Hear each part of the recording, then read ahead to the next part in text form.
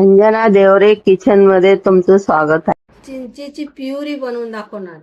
म्हणजे आपण पाव बरोबर खायचं, चपाती बरोबर, ब्रेड बरोबर आणि पाणीपुरी बरोबर, कशा बरोबरही खा ही प्युरी.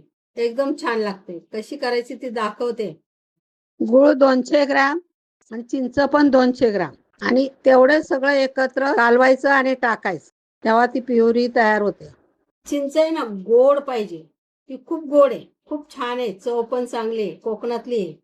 आत्ताच आणली ती झाडाची काढून आणि त्याच्यासाठी एवढा गूळ घेतला. आता हे पाण्यात भिजत घालून ठेवायचं आणि सगळं भिजलं का सगळा गर काढायचा आणि मग तो गाळायचा आणि मग तो शिजवायचा आणि कलर पण अशा कलरचा दिसेल मग छान. आणि त्याच्यात फक्त काळं मीठ टाकायचं, काही टाकायचं नाही.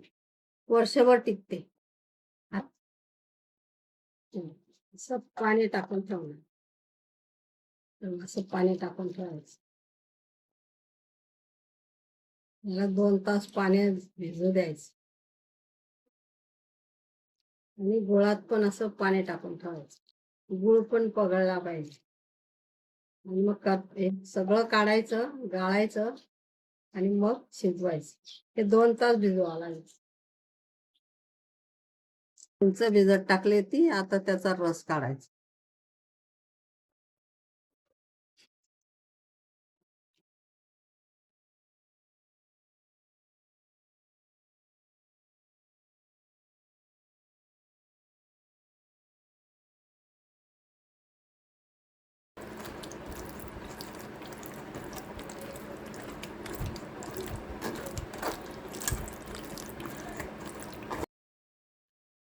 गर काढताना गुळाचं पाणी थोडं थोडं टाकायचं, म्हणजे पूर्ण गर निघतो.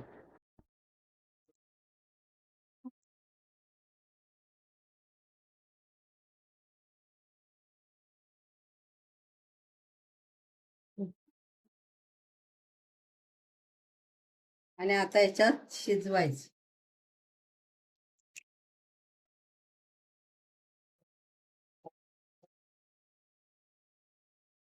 गूळ आणि चिंच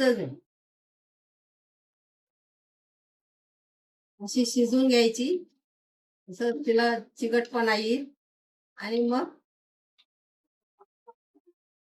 तयार होईल. वर्षभर टिकते, तरी अर्धा तास लागेल. बघा छान. आता याच्यावर एवढं काळं मीठ टाकायचं, काहीच टाकायचं नाही, फक्त गूळ, चिंच आणि काळं मीठ. पाहिजे तेव्हा खा. एक नंबर चिंचाची प्युरी विकत घेतलं ना आपण त्याच्यापेक्षा भारी येईल. फक्त 2 मिनिटं अजून उकळी येऊ द्यायची, मीठ टाकलं म्हणून. झाली तयार.